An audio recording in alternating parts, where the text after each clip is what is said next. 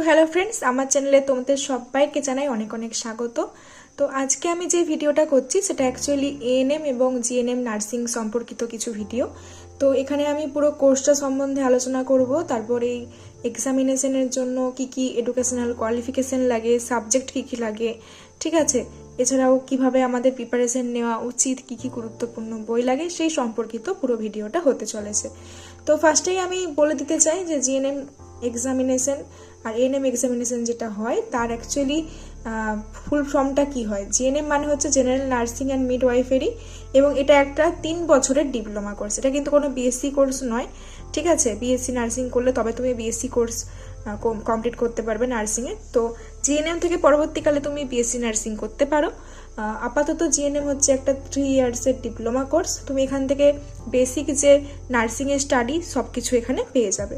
তারপরে আসছি ANM course, যেটা এএনএম কোর্স মানে হচ্ছে অক্সিলারি নার্সিং অ্যান্ড মিডওয়াইফারি। আর এটা হচ্ছে 2 ইয়ার্সের কোনো একটা ডিপ্লোমা কোর্স। তুমি এখান থেকেও একটা বেসিক নার্সিং এডুকেশন পেয়ে যাবে, ঠিক আছে। তো এএনএম কোর্স করলে একটা কি অসুবিধা, তুমি এর থেকে পরে কিন্তু বিএসসি নার্সিং বা বিএসসি কোর্স সেটা করতে পারবে না, এটা একটা অসুবিধা কিন্তু আছে। তো তারপরে আসি মিনিমাম এডুকেশনাল কোয়ালিফিকেশন, কি যোগ্যতা থাকলে তুমি এই এক্সামিনেশনটাতে বসতে পারবে। তো চলো জেনে নেওয়া যাক।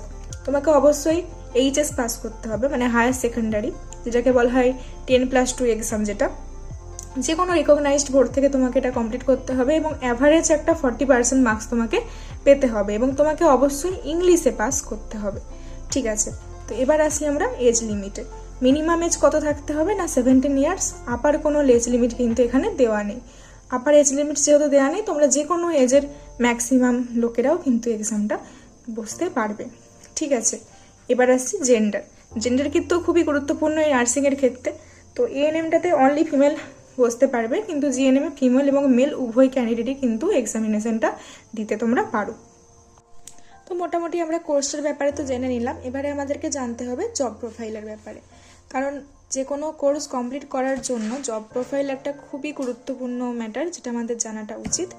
তো একটা মেয়ে বা একটা ছেলে যদি জিএনএম নার্সিং কমপ্লিট করে, তো সেক্ষেত্রে সে যদি কোনো গভর্নমেন্ট হসপিটালে চাকরি পায়, তো তার মান্থ ইনকাম হতে পারে 35K প্লাস, ঠিক আছে। এটা ভ্যারি করে, এটা আরও বেশিও হতে পারে, ঠিক আছে। আর যদি কোনো প্রাইভেট হসপিটালে সে চাকরি পায়, সেক্ষেত্রে ডিপেন্ড করবে পুরোপুরি প্রাইভেট হসপিটালের উপরে কে কেমন দেবে। তারপরে আসছি আমরা এএনএম নার্সিংয়ের ব্যাপারে। এএনএম নার্সিংয়ের পোস্টিং অ্যাকচুয়ালি যেটা হয় সেটা যে কোনো হেলথ সেন্টারে হতে পারে, আরও অনেক গভর্নমেন্টাল যেসব অফিস আছে সেখানে হতে পারে, হেলথ সংক্রান্ত যেসব অফিসগুলো আছে ওখানে হতে পারে। তো সেক্ষেত্রে পার মান্থ স্যালারি 17,000 প্লাস এরকম হয়, ঠিক আছে। তো এবারে আমরা জানবো যে এক্সামিনেশনে কী কী সাবজেক্ট থাকে, তো আর ফুল মার্কস কত হয়। এই ফুল মার্কস হয় 115 নাম্বার, টাইম থাকবে 1 ঘন্টা 30 মিনিট, পুরোটাই এমসিকিউ টাইপ কোশ্চেন হবে, এবং নেগেটিভ মার্কিং থাকবে -1/4। মানে হচ্ছে তুমি যদি 4টা ভুল করো, তোমার কিন্তু 4টা ভুলের 4 নাম্বার তো যাচ্ছেই, সেই সঙ্গে তোমার 1 নাম্বার এক্সট্রা যাবে। এবারে আসছি সাবজেক্ট কী কী থাকে না, লাইফ সায়েন্স থাকে, টোটাল হচ্ছে 40টা কোশ্চেন থাকবে, এবং তোমার মার্কস থাকবে 50 নাম্বার, ঠিক আছে। আর ফিজিক্যাল সায়েন্সে থাকে 20 নাম্বার, এবং মার্কস থাকবে 25 নাম্বার। বেসিক ইংলিশের মধ্যে তোমার গ্রামার পড়তে পারে, ভোকাবুলারি পড়তে পারে। বেসিক ইংলিশ থাকবে 15টা কোশ্চেন, এবং মার্কস থাকবে টোটাল 15 নাম্বার। তারপরে আসছে ম্যাথামেটিক্স থাকবে 10টা, মার্কসও 10 নাম্বার থাকবে। জিকে থাকবে 10টা, মার্কসও 10 নাম্বার, এবং রিজনিং 5টা, মার্কসও কিন্তু 5 নাম্বার থাকবে। টোটাল হচ্ছে 100টা কোশ্চেন, এবং 115 টোটাল নাম্বার থাকবে। তো একটা কথা বলে রাখি, সব থেকে বেশি ওয়েটেজ লাইফ সায়েন্সের, এটা কিন্তু বুঝতেই পারছো। তার পাশাপাশি কিন্তু ফিজিক্যাল সায়েন্সকেও অ্যাভয়েড করলে একদমই হবে না, এখান থেকেও কিন্তু অনেকটা নাম্বারই থাকছে। তো এবারে আসি আমরা এক্সাম স্ট্র্যাটেজির ব্যাপারে, যে আমরা পুরোপুরি জেনে নিলাম কিভাবে কি এক্সাম হবে, কি কি সাবজেক্ট থাকবে, তো আমাদের পড়াশুনো কিভাবে করা উচিত। তো এক্ষেত্রে আমি বলে রাখি, যারা এইচএসের পরে এই ভিডিওটা দেখছো তারা কিন্তু যদি নার্সিংয়ে যেতে চাও তো এখন থেকে পড়াশুনো শুরু করে দাও। আর আদারওয়াইজ যারা 11-12 লেভেল থেকে দেখছো তারা কিন্তু 11-12 লেভেল থেকে পড়াশুনো শুরু করে দিতে পারো, সেক্ষেত্রে তোমরা কিন্তু রানিংয়েই পেয়ে যাবে। আর কম্পিটিশন এখন প্রচুর বেশি, তো সবসময় চেষ্টা করবে যেন রানিং ইয়ারেই পাওয়া যায়। তো টার্গেট স্কোর কত রাখতে হবে? মোটামুটি টার্গেট স্কোর 75+ রাখার চেষ্টা করো, কিন্তু আমি বলবো যে এর থেকেও বেশি টার্গেট থাকলে আরও বেটার হয়, কারণ কোন বছর কেমন কাট অফ থাকবে কেউ কিন্তু বলতে পারবে না, কারণ এবছর কিন্তু খুব হাই কাট অফ গেছে। তো যদি তুমি কোনো ভালো গভর্নমেন্ট কলেজ পেতে চাও সেক্ষেত্রে তোমাকে মোটামুটি 80% অ্যাবাভ কিন্তু পেতেই হবে। তারপরে আসছে এবার টাইম টেবিল। ফার্স্টলি এটা নোট ডাউন করতে হবে যে তোমাকে ডেলি একটা টার্গেট সেট করতে হবে এবং সেটা কিন্তু পুরোপুরি রেগুলার বেসিসে তোমাকে কমপ্লিট করতে হবে। এমন নয় যে তুমি 4 দিন ঠিকঠাক পড়লে আবার 1 মাস পড়লে না, ওরকম করলে কিন্তু হবে না।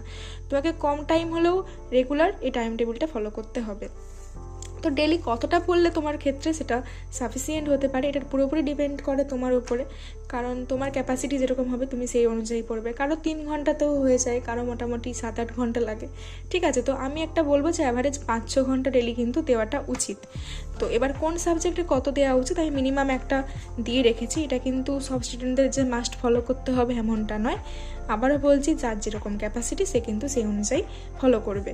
তো লাইফ সায়েন্সে আমার মনে হয় ডেলি 2 ঘন্টা করে দেওয়া উচিত, কারণ তুমি ধরো একটা ভিডিও লেকচার দেখলে তারপরে তুমি আবার পড়াশুনো করছো, প্লাস কোশ্চেন প্র্যাকটিসের ব্যাপার থাকে। তো যেহেতু হাই ওয়েটেজ থাকে তো তুমি 2 ঘন্টা দিতে পারো প্রথম, তারপর যখন দেখলে তোমার সিলেবাস প্রায় কভার হয়ে গেছে তখন তুমি শুধুমাত্র রিভিশন এবং প্র্যাকটিসের জন্য টাইম দেবে, বাকি টাইম তোমার দেওয়ার দরকার নেই, তুমি তখন সেগুলো অন্য সাবজেক্টে দিতে পারো। তারপরে আসছে ফিজিক্যাল সায়েন্সে, এটাও মোটামুটি 1.5 ঘন্টা পার ডে দেওয়ার চেষ্টা করবে। আর হ্যাঁ, ফিজিক্যাল সায়েন্সে যেহেতু অনেক ক্যালকুলেশন থাকে, ঠিক আছে, তারপরে যেহেতু অনেক কিছু বোঝার থাকে, তো সেক্ষেত্রে তোমাকে কিন্তু টাইমটা মোটামুটি ঠিকঠাক দিতে হবে, সেই সঙ্গে ডেলি বেসিস রিভিশন এবং প্র্যাকটিস কিন্তু করতে হবে। তারপরে আসছি ম্যাথ মোটামুটি তোমাকে 1 ঘন্টা পার ডে দিতেই হবে, ঠিক আছে। আর খুব বেশি কিন্তু জটিল ম্যাথ এখানে থাকে না, মোটামুটি থিওরিটিক্যাল ম্যাথ থাকে, অনেক সময় 9-10-এর বই থেকে ডাইরেক্ট তুলেও দিয়ে দেয়, সেক্ষেত্রে কিন্তু ম্যাথে খুব বেশি ভয় পাওয়ার দরকার নেই। কেউ যদি ভালো করে বুঝে নেয় ম্যাথটা, ইজিলি প্রত্যেকেই কিন্তু 10-এ 10 নাম্বার পেতে পারো তোমরা। তারপরে আসছি ইংলিশে মোটামুটি পার ডে 30 মিনিট করে দিলেই হবে, খুব বেশি কঠিন কিন্তু ইংলিশে পড়ে না। একটা মোটামুটি যার 9-10-এ ভালো নলেজ আছে গ্রামারের প্রতি এবং ইংলিশ ভোকাবুলারির প্রতি, সে কিন্তু ইজিলি করতে পারবে, তাও প্র্যাকটিসের মধ্যে থাকাটা ভালো, ঠিক আছে। রিজনিং মোটামুটি চেষ্টা করবে যে উইকে অলরেডি 4টা দিন যেন তুমি দিতে পারো, 30 মিনিট করে দিলেই হবে উইকলি। আর জিকেও হচ্ছে টোয়াইস ইন আ উইক, 2বার করলেই কিন্তু জিকেটা হয়ে যাবে। মোটামুটি 30 মিনিট করে মোটামুটি সময় দেবে, তাহলে কিন্তু অনেকটা কমপ্লিট হয়ে যাবে। এবার একটা গুরুত্বপূর্ণ ব্যাপার হচ্ছে মক টেস্ট দেওয়া। যে মক টেস্ট আমি কখন থেকে শুরু করব? তো যখন দেখবে তোমার সিলেবাস মোটামুটি 40 থেকে 50% কাভার হয়ে যাচ্ছে, তখন তুমি কিন্তু ডেলি বেসিসে মক টেস্ট চালু করে দিও, ঠিক আছে। কারণ আমাদের একমাত্র প্র্যাকটিসই পারফেক্ট করতে পারে, আদারওয়াইজ আমরা পড়েই গেলাম কিন্তু কিছুই মনে রাখলাম না, সেক্ষেত্রে ওরকম করলে কিন্তু হবে না। তোমাকে মক টেস্টটাও কিন্তু একদম রেগুলার বেসিসে দিতে হবে যখন তোমার মোটামুটি 40 থেকে 50% সিলেবাস কমপ্লিট হয়ে যাচ্ছে, এবং সেই সঙ্গে চেষ্টা করবে উইকলি অন্তত রিভিশনটা মাস্ট দেওয়ার, ঠিক আছে। এরপরে আসছি কিছু ইউটিউব চ্যানেল যেগুলো তোমরা প্রিপারেশনের জন্য কাজে লাগাতে পারো, সেই সঙ্গে তোমরা কিন্তু এখান থেকে যদি সামর্থ্য থাকে তো পেড কোর্সও নিতে পারো। তো আমি যেগুলো দেখেছি তার মধ্যে আমি আড্ডা 24/7 দেখেছি, ঠিক আছে। এছাড়াও career Dishari academy, the way of solution, এটা একটা আছে। লেটস ইমপ্রুভ আছে, এখানে কিন্তু রিজনিং ক্লাসটা বেশ ভালো হয়। উৎকর্ষ নার্সিং ক্লাসেস, এখানে সব সাবজেক্টেরই তোমরা পেয়ে যাবে মোটামুটি। তো এর মধ্যে কিছু কিছু যে আছে ইউটিউব চ্যানেলগুলো, এরা কিন্তু পেড কোর্সও লঞ্চ করে থাকে। তো কেউ যদি চাও যে অনলাইনে আমি পড়বো, ঠিক আছে, আমি পেড কোর্স নিয়ে পড়বো, গাইডেন্সের মধ্যে থাকবো, সেক্ষেত্রে তোমরা কিন্তু এদের কাছ থেকে পেড কোর্সও নিতে পারো, কোনো সমস্যা নেই। আর কেউ যদি অফলাইনে পড়ছো প্লাস বাড়িতে এমনি জাস্ট ইউটিউব দেখে ক্লাস করতে চাও, সেক্ষেত্রে আমি বলবো কোনো রকম পেড কোর্সে যাওয়ার দরকার নেই। ইউটিউবে যা আছে সাফিসিয়েন্ট আছে, প্লাস ভালো করে 9-10-এর বই ফলো করে যাও, আর কিচ্ছু লাগবে না, ঠিক আছে। মোটামুটি যদি 7-8 মাস সময় তোমরা কাজে লাগাতে পারো, এনাফ জিএনএমের জন্য খুব ভালো কলেজ পেয়ে যাবে। এবার আমি আসছি একটা খুবই গুরুত্বপূর্ণ বিষয় নিয়ে, যেটা হলো বুকস। তো কী কী রিসোর্স ফলো করলে আমাদের রেজাল্ট ভালো হতে পারে, তো সেটা অবশ্যই আমাদের জানাটা উচিত। তো সেক্ষেত্রে প্রথমেই আমি বলি, খুব বেশি বাইরের বই কেনার দরকার নেই। তো তোমাদের প্রত্যেকের কাছেই মোটামুটি 9-10-এর বই অ্যাভেলেবেল থাকে, তো সেগুলো খুব ভালো করে পড়লেই কিন্তু হবে, কারণ পুরোপুরি জিএনএমের যে সিলেবাস আছে সেটা কিন্তু 9-10-এর সিলেবাসের উপরেই থাকে ম্যাক্সিমামটাই, ঠিক আছে। তো এক্ষেত্রে আমি যে টেক্সট বুকগুলো এখানে রেফার করেছি, একটা হচ্ছে অভিনব ভৌত বিজ্ঞান ও পরিবেশ, যেটা ভট্টাচার্য ব্রাদার্সের, 9 এবং 10 তোমরা দুটো ক্লাসেরই কিন্তু ফলো করবে। এই বইটা ভৌত বিজ্ঞানের থিওরির জন্য খুবই ভালো বই, ঠিক আছে। তারপরে আসছি জীবন বিজ্ঞান এবং পরিবেশের জন্য তোমরা যে বইটা ফলো করবে সেটা হচ্ছে ছায়া প্রকাশনীরটা। ওই 9 এবং 10 যে ছায়া প্রকাশনীর বইটা, ওটা ফলো করলেই কিন্তু তোমাদের থিওরি একদম ঠিকঠাক থাকবে। আর ম্যাথের জন্য হচ্ছে কম্পিটিটিভ ম্যাথমেটিক্স সুবীর দাস, এই বইটা যারা যারাই কম্পিটিটিভের জন্য পড়াশুনো করে প্রত্যেকের কাছেই আছে। এবং তার পাশাপাশি তোমরা যদি পারো ক্লাস 9 এবং 10 কিন্তু ম্যাথ বইটাও ফলো করতে পারো, ঠিক আছে, কারণ ওখান থেকে ম্যাক্সিমাম ম্যাথ কিন্তু এক্সামে আসে। আর সেই সঙ্গে এই বইগুলো কিন্তু কমপ্লিট হয়ে যাওয়ার পরে তোমরা এক্সট্রা আরও ভালোভাবে করার জন্য রায়মার্টিনের যে ক্লাস 9-10 সহায়িকা বই আছে সেটা ফলো করতে পারো। আর হচ্ছে সেই সাথে লাইফ সায়েন্সের ক্ষেত্রে আমি বলবো যে সাঁতরার যে সহায়িকা বইটা আছে ক্লাস 9-10 সেটা ফলো করবে, এটা কিন্তু ভালো, ঠিক আছে। তো আমি তোমাদেরকে বইগুলো একটু দেখিয়ে দিতে চাই যেগুলো আমার কাছে আছে, তো একটু দেখে নাও। তো এটা হচ্ছে ক্লাস 10 জীবন বিজ্ঞান ও পরিবেশ ছায়া প্রকাশনী।